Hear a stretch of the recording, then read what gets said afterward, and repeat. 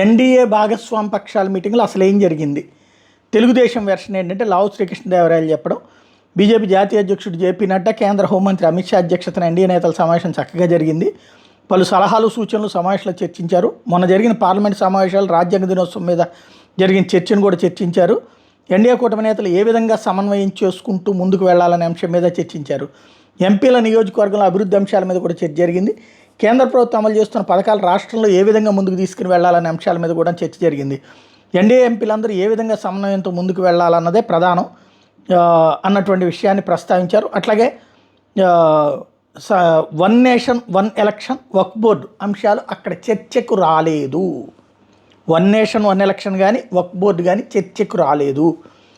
ఇది తాజాగా ప్రకటించింది. అయితే ఇక్కడ అసలు కీలకం ఏంటంటే, సరిగ్గా నాకు అర్థమైనటువంటి అంశం అక్కడ అంబేద్కర్ ఇష్యూలో అమిత్ షా మాట్లాడినటువంటి మాటలను బేస్ చేసుకుని దేశవ్యాప్త ఉద్యమాలు చేస్తున్నది ఐఎన్డిఐఏ కూటమి. అందులో ఐఎన్డిఏ భాగస్వామి పక్షాలైనటువంటి డిఎంకే హడావిడి చేస్తుంది, తృణమూల్ కాంగ్రెస్ చేస్తుంది, ఆమ్ ఆద్మీ పార్టీ చేస్తుంది.